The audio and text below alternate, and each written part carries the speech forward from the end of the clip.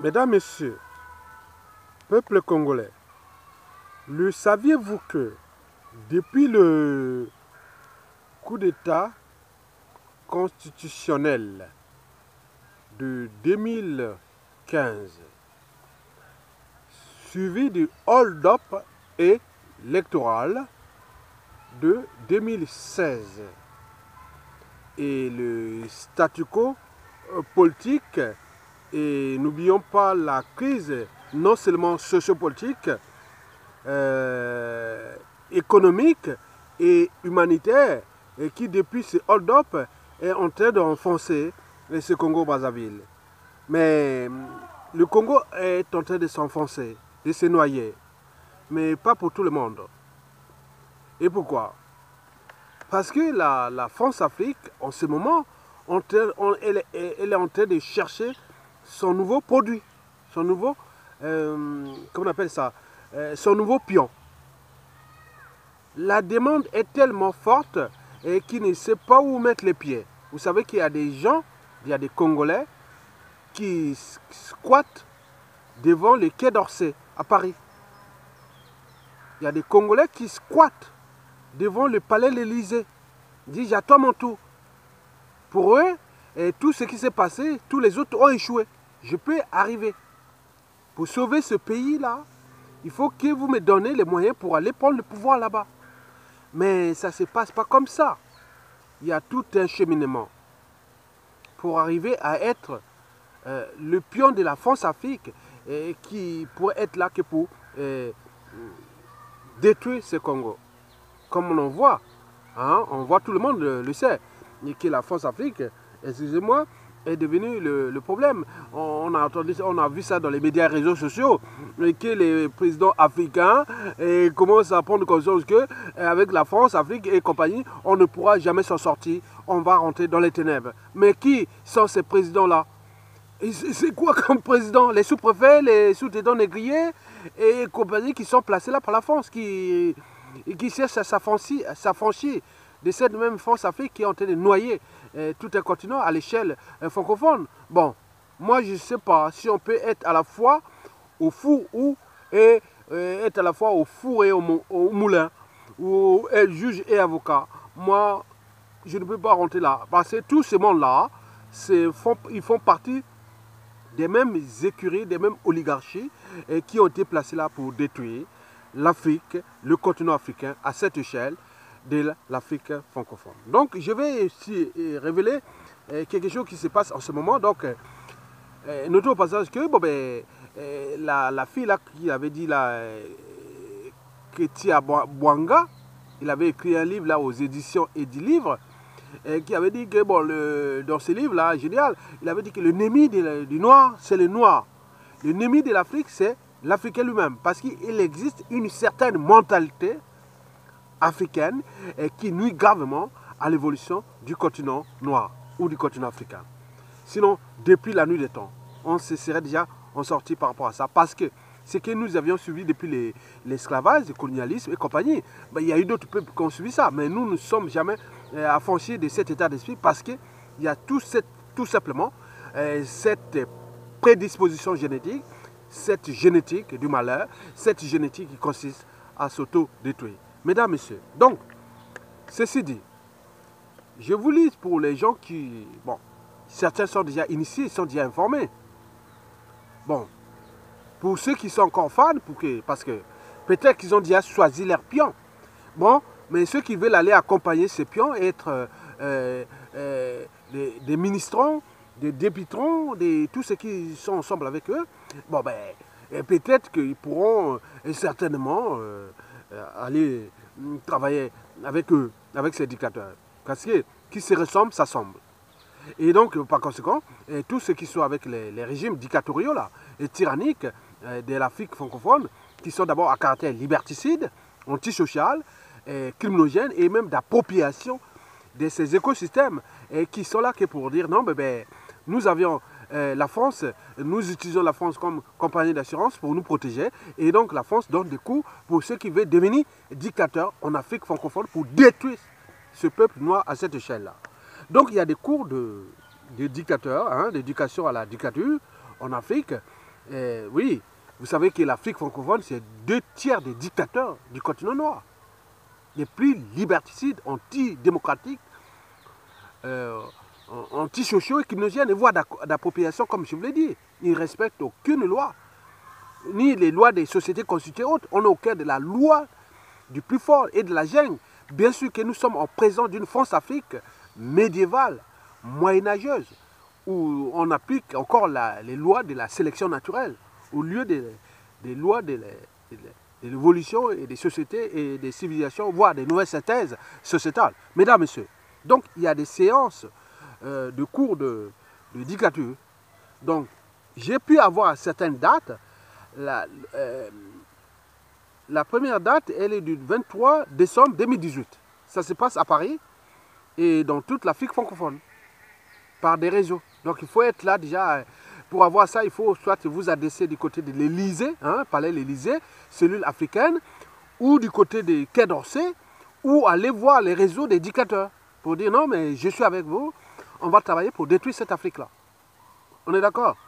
Bon, mais pour que vous puissiez être admis, mais il y a des préalables. Parmi ces préalables, vous devez d'abord avoir à l'esprit que vous venez là pour servir la France-Afrique contre votre pays, contre votre continent. Ça, c'est le préalable. Si vous êtes d'accord que oui, j'ai l'esprit de détruire cette race noire, j'ai l'esprit de foutre les bazars là-bas, et qu'ils soient dans la merde, et que les gens viennent à la nage, à Aquarius France et tout compagnie, on est d'accord. Bon, donc vous êtes d'accord. Il n'y a pas besoin, il n'y a pas de cursus. Que ce soit intellectuel ou comédie mortelle, et tout le monde. Il suffit d'avoir une grande gueule et avoir des gros bras et pas de cerveau. Hein? On n'a pas de cerveau, donc vous venez là. Ça, c'est le premier préalable. Le deuxième préalable, c'est que vous devez appartenir à ce qu'on appelle les réseaux de contrôle, qui sont liés à des réseaux francs-maçonniques. Donc, vous devez obligatoirement être franc-maçon. Parce qu'il y a différentes congrégations, obédiences et compagnie qui sont sous le contrôle des grandes confréries françaises. Et donc, par conséquent, vous devez appartenir à la franc-maçonnerie. Et donc ça, mais si ce n'est pas seulement appartenir, vous devez faire des preuves. Par exemple, quand vous êtes franc-maçon, vous devez respecter les codes de la franc-maçonnerie. Par exemple, au Congo, les codes aussi, c'est vous devez assassiner des gens, vous devez détruire les vies.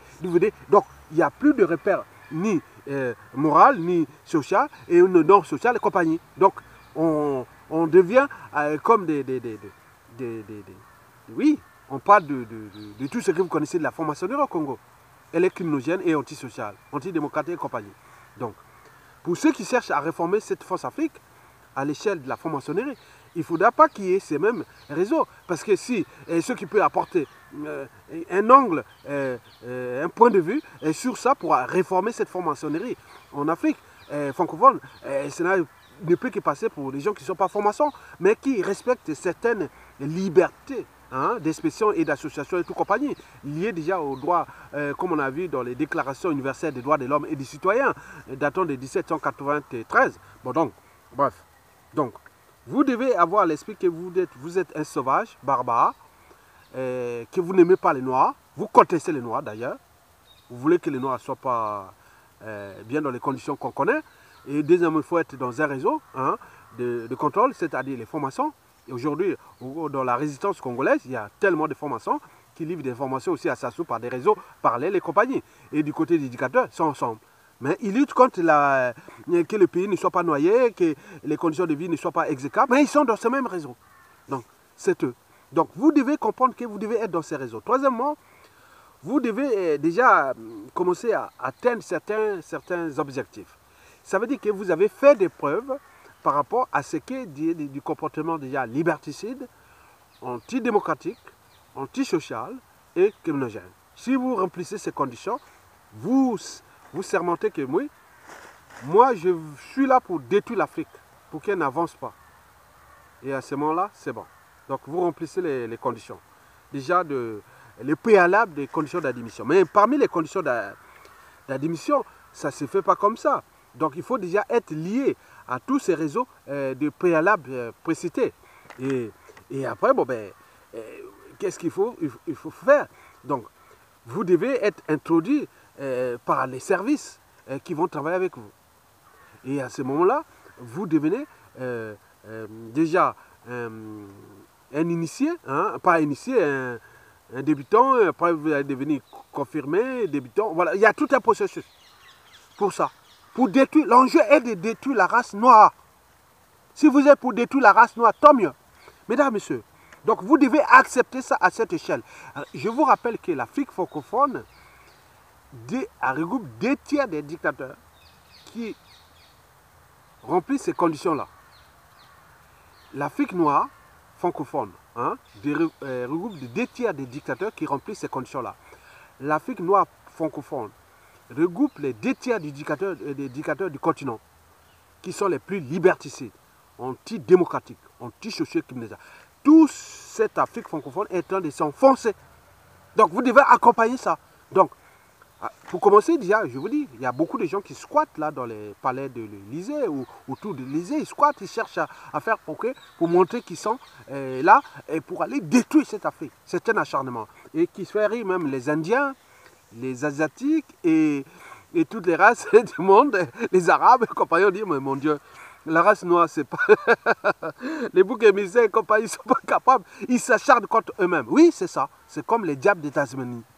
Vous savez que le gouvernement australien, en 2011, avait pris une décision pour protéger les diables de Tasmanie. La Tasmanie, c'est une île qui est située à l'est de l'Australie, où il y a les familles marsupiales, les tailles des launets, qui sont agressifs, qui se battent contre eux pour se détruire. Mais si on les laisse entre eux, ils vont se détruire. Mais il me semble que les gens qui étudient cette génétique, elle peut apporter aussi des solutions pour ce qui concerne le comportement humain. Et surtout notamment des Noirs à cette échelle de la France-Afrique et compagnie. Mais comment ces gens sont en train de se détruire? Ils sont là, ils squattent devant l'Élysée. Ils sont là, ils dorment là. Vous voyez, tous les gens que vous voyez autour de l'Élysée, c'est souvent, attention, c'est tous les gens qui cherchent à aller détruire l'Afrique. Donc comprenez ça.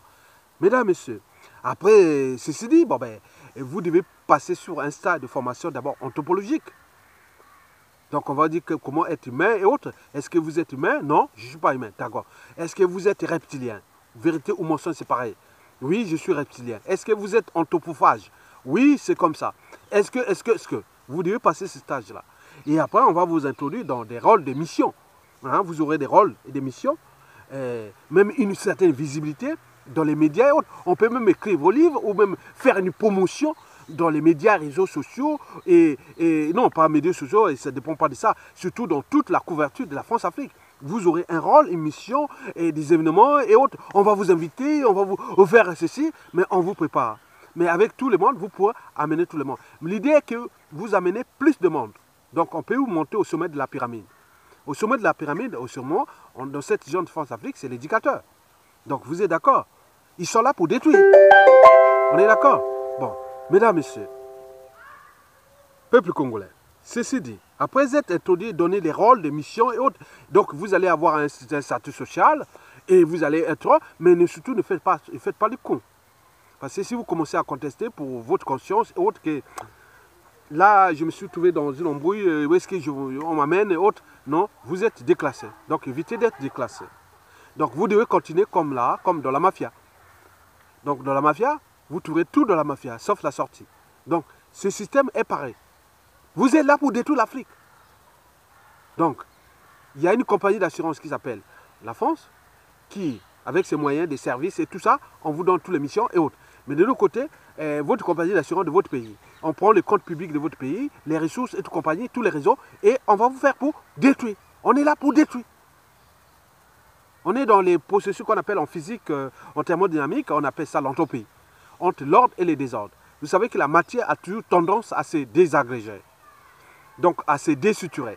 On est entre l'ordre et le désordre. C'est ce même processus qui fonctionne, de l'entropie.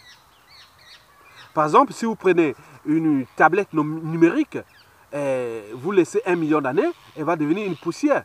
Mais à l'inverse, si vous prenez cette tablette numérique, elle ne va pas revenir, on ne va pas la reconstruire. Donc ça ne fonctionne que dans un sens. Donc on est là pour détruire. En profitant de tous ces mécanismes de désagrégement. Mesdames, Messieurs, ceci dit, bon, bien sûr que pour rentrer, il faut quand même une petite somme, quoi. Bon, si vous n'avez pas de réseau, il faut 10 000 € par mois. que vous devez donner comme ça par des réseaux. Je ne sais pas si vous n'avez pas ça, mais la préférence, c'est en Afrique, on veut qu'il y ait des tribus minoritaires qui doivent prendre le contrôle. Si vous êtes issu d'une tribu majoritaire, vous pouvez être là dans le système, mais on ne va pas vous donner ce pouvoir. Il faut être dans une tribu minoritaire. Parce que l'art de diviser pour rien. Pour qu'on crée ces choses-là. C'est comme ça. Ceci dit, mesdames et messieurs, en terminant, je vais vous laisser avec le loge de Paris, écrit par Victor Hugo. Vous savez que, comme on dit, toute chose a un début et une fin. Donc, je vais terminer aussi ma vidéo en lisant cet éloge de Paris. Vous savez que Victor Hugo avait eu des embrouilles avec Napoléon III, qui est arrivé au pouvoir, je pense, en 1851, tout juste à la fin de l'abolition de l'esclavage. Mais on a dit qu'il serait devenu... il avait tendance à une petite forme de dictature. Il a fait les guerres là, hein, les guerres qu'il a fait. Mais la guerre qu'il a perdue, ce fut celle de 1870 à 71 contre la Prusse, l'actuelle Allemagne. Donc, mais pendant ce temps, Victor Hugo était devenu un exilé. Il est resté 20 ans, plus de 20 ans en exil. Et oui, après cette guerre-là, bon ben, de 1870 à 1971, arrivée de la commune et compagnie, tout ce qu'on parle de la commune de Paris, tout ça. Bon, bref. Donc, il me semble qu'après, il serait devenu sénateur. Et après, il mourut, voilà, donc à la fin du 19e siècle. Bon, donc, je vais lire un peu l'éloge de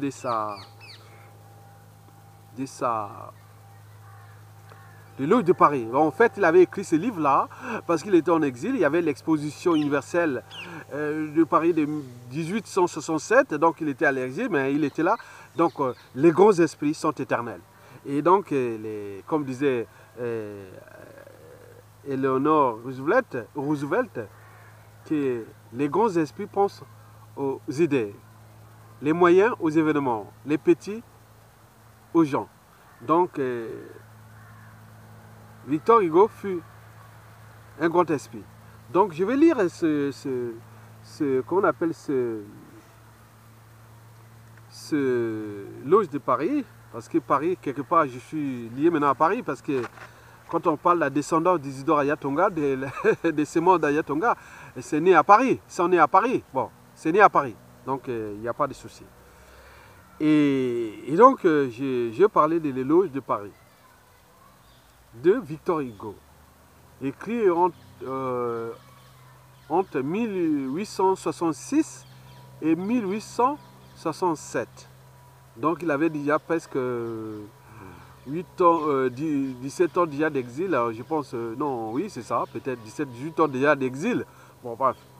Bon, il avait écrit ça pour envoyer ça, pour cet éloge de Paris, pendant pour préparatif de l'exposition universelle de Paris, de 1867. Il a écrit ceci. Je vais essayer un peu de me forcer de lire ça. L'éloge de Paris. Donc, je résume ce qu'il a fait. Paris, chef-lieu d'Europe, est déjà hors de l'ébauche. Et dans toutes les révolutions qui dégagent lentement sa forme définitive. On distingue la pression de l'idéal, comme on voit sur le bloc de glaise et à demi pétri, le pouce de Michel-Ange. Victor Hugo écrit cette éloge de Paris en 1866-1867 comme préface à un guide Paris destiné aux visiteurs de l'exposition universelle de 1867.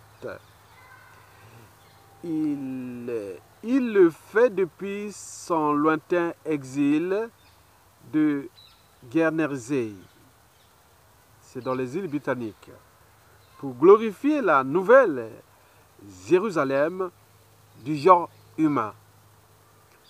Prophète laïque et républicain déterminé, Il profite de cette plaque commerciale pour annoncer la nouvelle organisation du monde. Athènes, la cité de la raison antique, et Rome, le siège affirmé de la crainteté, ont trouvé leurs successeurs. Paris est la ville où s'uniront le flambeau de la liberté et l'incarnation de la fraternité. Tous ceux qui viendront ici du monde entier repartiront comme des baptisés témoins d'une nouvelle façon d'exister ensemble. Le tribun qui fait trembler les puissants donne aux accents de son discours visionnaire le souffle de la générosité. La future capitale de l'Europe, que Victor Hugo appelle de ses voeux, n'aura pas eu de plus bel hommage que ces quelques pages lumineuses. L'éloge de Paris par Victor Hugo, 19e siècle. Merci beaucoup.